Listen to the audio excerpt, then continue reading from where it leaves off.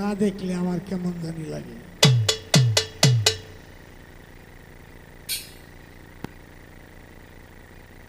এখন তো আমি মুরব্বীর কাতারে গেছি কেনা,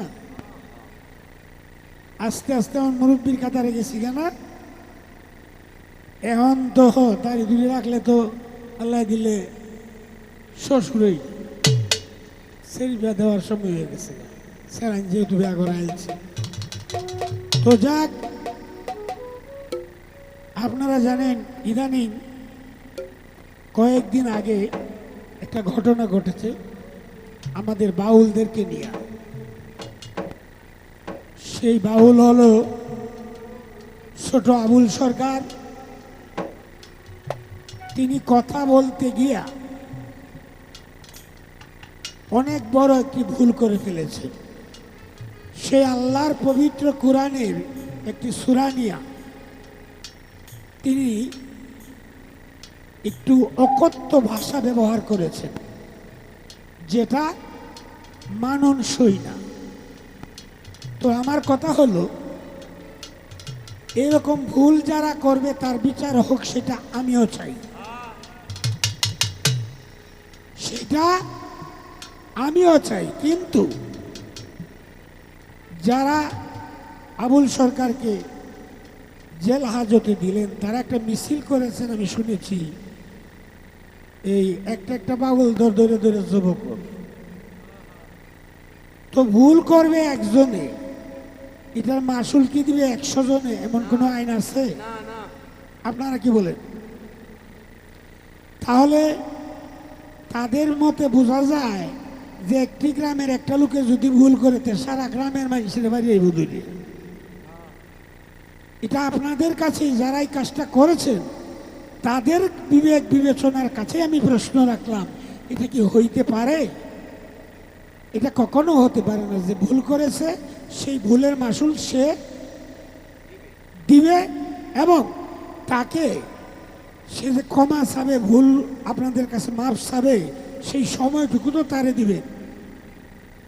তো যাই হয়ে গেছে, আমি বাংলাদেশের সমস্ত বাউলদের পক্ষ হয়ে আপনাদের কাছে জুরাত করব, সেই হুজুরদের কাছে, আপনারা জ্ঞানী গুণী, আপনারা আলেম সম্প্রদায়, আল উলামা ওয়ারাসাতুল আম্বিয়া, আপনারা হইলেন রাসূলের ওয়ারিসদার, কাজেই আপনাদের জানাশোনা বেশি।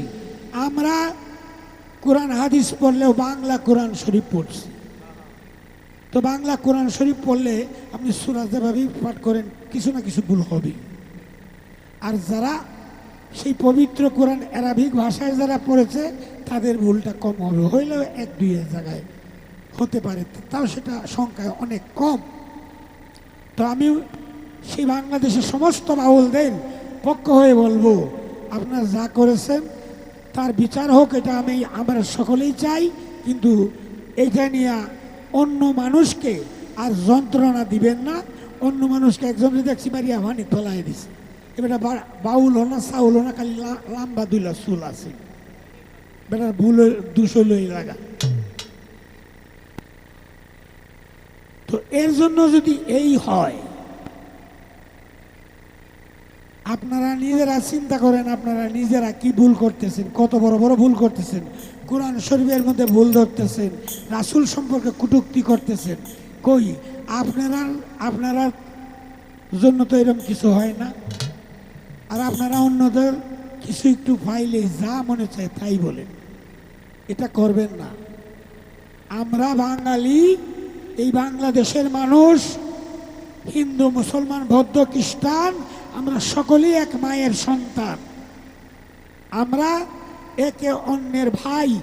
আল্লাহর পক্ষ থেকে মুসলমানদের ধর্মের মধ্যে একটা সম্পর্ক আছে, একটি মুসলমান আরেকটি মুসলমানের ভাই। কাজে আমি অনুরোধ করব, এটা নিয়ে আর বাড়াবাড়ি করবেন না।